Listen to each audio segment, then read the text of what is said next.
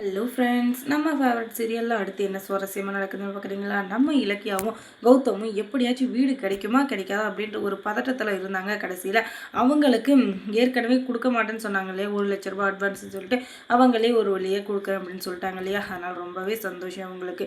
இன்னொரு பக்கம் அந்த பூஜா அப்படின்றவங்க இருக்காங்க இல்லையா, அவங்களுக்கு இவங்க கௌதம் மேலேயே எண்ணமாக இருக்குது. அவங்க வீட்டுக்கு போய் சாப்பிட்டாலும் தூங்கினாலும் என்ன பண்ணாலும் கௌதம்க்கு இன்னும் கல்யாணம் ஆகலை அப்படின்னு நினச்சிக்கிட்டு கௌதம் மேலேயே பைத்தியமாக இருக்காங்க. அதையே ஒரு மணி நேரமாக ஓட்டிங்கிறாங்க.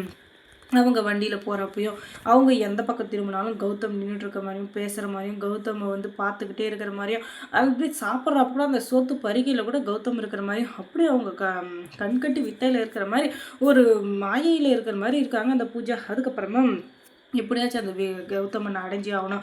கௌதம் இல்லாத வாழ்க்கையை என்னால் நினச்சி கூட பார்க்க முடியாது. ரொம்பவே ஒரு ஜென்யூனாக ரொம்பவே ஒரு ஹானஸ்ட்டாக இருக்கார். அதனால் அவளுக்கு எனக்கு ரொம்ப பிடிச்சிருக்கு அப்படின்னு சொல்லிட்டு எப்படியாச்சும் அவரை திரும்ப நம்ம மீட் பண்ணுவோமா பண்ண மாட்டோமா அப்படின்ற ஒரு குழப்பத்தில் இருக்காங்க அந்த பூஜா. அதுக்கப்புறமா மறுபடியும் கௌதமை பார்க்குறதுக்கு சந்திக்கிறதுக்கு ஒரு வாய்ப்பு கிடைச்சா அவங்கக்கிட்ட நல்லா ஏதாச்சும் நம்ம மனசில் இருக்க மொத்தம் பேசிடணும் அப்படின்னு சொல்லிட்டு இவங்க நினச்சிட்ருக்காங்க. ஆனால் அது கூடிய சீக்கிரம் நடக்குமா நடக்காதா அப்படின்றத கூடிய சீக்கிரம் நம்ம பார்த்து தெரிஞ்சுக்கலாம். அதுக்கப்புறமா இப்போ ஜானகியும் அந்த ரேவதியும் எங்கே போகிறதுன்னு தெரியாமல் அவங்க பாட்டுக்கு நடந்து போயிட்டுருக்காங்க. ஏங்க இவங்களுக்கு வீடு கிடைச்சிருச்சு, கிடைக்கலன்னு சொல்ல வரல. ஆனாலும் இப்போதைக்கு அவங்க இப்போ தான் அதை கன்ஃபார்ம் பண்ணியிருக்காங்க. அந்த செய்தி வந்து இவங்களுக்கு வந்து சேரல. அதனால் எங்கே போகிறதுன்னு தெரியாமல் சும்மா ரோடு வாக்கில் நடந்து வந்துருக்குறாங்க. சும்மா ஒரு வாக்கிங் போகலாம் அப்படின்ற மாதிரி. ஏன்னா எவ்வளோ நேரம் தான் ஒரே இடத்துல உட்காந்துட்டு இருக்க முடியும். அதனால் இவங்க போயிட்டுருக்கிறப்ப திடீர்னு அந்த கார்த்தி வரான். எதுக்காக அப்படின்னு சொல்லிட்டு பார்த்தீங்கன்னா ஏதாச்சும் பிரச்சனை பண்ணுவானோ அப்படின்னு சொல்லிட்டு இவங்க 2 பேரும் பயந்து போய் தான் நிற்கிறாங்க.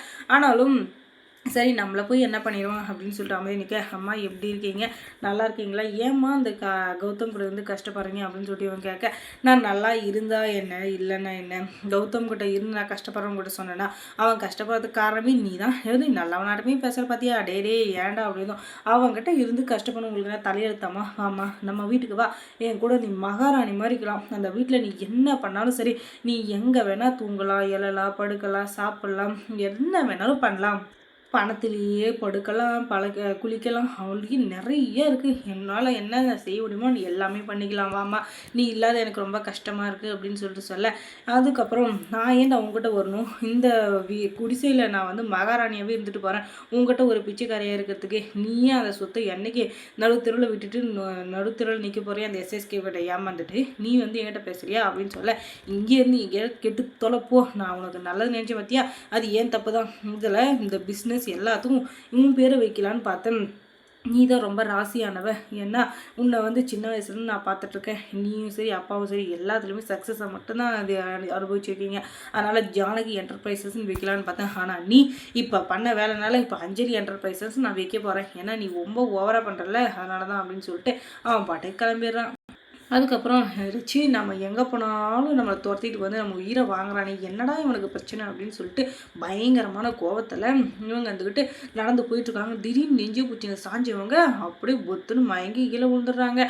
ஐயோ என்னாச்சு தெரியலையே அப்படின்னு சொல்லிட்டு ஒரு போகிற அளவுக்கு பதிக்கிறாங்க நம்ம ரேவதி. ஏன்னா ரேவதியோட பெஸ்ட்டு ஃப்ரெண்டு உயிர் தோழி நம்ம ஜானகி இல்லையா, அதனால் அவங்களுக்கு என்னாச்சு ஏதாச்சுன்னு சொல்லிட்டு அது ஒரு பதட்டத்தில் இருக்காங்க. அதுக்கப்புறம் ஒரு ஆட்டோவை வர வச்சு, ஐயோ வாங்க சார் இப்படி தான் மயங்கி வந்துட்டாங்க, என்னாச்சுன்னு தெரியல, எப்படியாச்சும் காப்பாற்றுங்க, ஹாஸ்பிட்டல் போகணும் அப்படின்னு சொல்லிட்டு காலில் விழாத குறையா கெஞ்சி கூத்தாடி அதுக்கப்புறமா எப்படியும் ஒரு வழியாக ஆட்டோவில் கூப்பிட்டு ஹாஸ்பிட்டலுக்கு வந்துடுறாங்க. ஹாஸ்பிட்டலுக்கு வந்ததுக்கப்புறம் டாக்டர்ஸ் வந்து இந்த பக்கமும் அந்த பக்கம் ஓடிக்கிட்டே இருக்காங்க, என்ன ஏதுன்னே சொல்லாமல். அதுக்கப்புறம் தான் டாக்டர் வெளியே வந்து சொல்கிறாங்க அவங்களுக்கு ஹார்ட் அட்டாக் வந்திருக்கு, மறுபடியும் ஹார்ட் அட்டாக் வந்து அவங்கள காப்பாற்றுறதே கஷ்டம், ஏற்கனவே வந்திருக்கணுமே அப்படின்னு சொல்லிட்டு சொல்ல, ஆமாங்க அப்படின்னு சொன்னதும், இவ்வளோ கேர்லெஸ்ஸாக இருப்பீங்க, ஒரு ஹார்ட் பேஷண்ட்கிட்ட எப்படி நடந்துக்கணும் எப்படி பேசணும்னு தெரியாதா, இவங்க இவ்வளோ சிவியராக ஆகிற வரைக்கும் நீங்கள் என்ன பண்ணிட்டு இருக்கீங்க அப்படின்னு சொல்லிட்டு பயங்கரமாக திட்ட அவங்க கதறியால் அதுக்கப்புறமா உடனே அடித்தாங்க பாருங்கள். போன இலக்கியாவுக்கும் கௌதமுக்கும் சொன்ன உடனே ஆன் த ஸ்பாட்டில் குடுன்னு ஓடி வந்து, ஐயோ அம்மா என்னாச்சு தெரியலையே, ஏம்மா இப்படி படுத்திருக்க அப்படின்னு சொல்லிட்டு ஐசியூக்கு வெளியே வந்து கத்தி கதறி கூச்சல் போடுறாரு நம்ம கௌதமு. ஏன்னா அங்கே உடம்பு சரியில்லாமல் பார்த்துருக்குறது அவரோட அம்மா இல்லையா, அதனால் அவருக்கு கலக்கால் புரியல, அப்படியே என்ன பண்ணுறதுன்னு தெரியாமல் பிதன்னு முடிச்சு நின்றுட்டுருக்காரு, எப்படியாச்சும் நம்ம அம்மாவை காப்பாற்றணுமே அப்படின்னு சொல்லிட்டு. அதுக்கப்புறம் இலக்கியா சீரியலில் என்ன சுவாரஸ்யமாக நடந்திருக்கும் நீங்கள் தெரிஞ்சுக்கணுன்னா நம்ம சேனலை சப்ஸ்கிரைப் பண்ணுங்கள், அதோட பக்கத்தில் இருக்க அந்த பெல் ஐக்கானை கொஞ்சம் கிளிக் பண்ணி விடுங்க. தேங்க்ஸ் ஃபார் வாட்சிங்.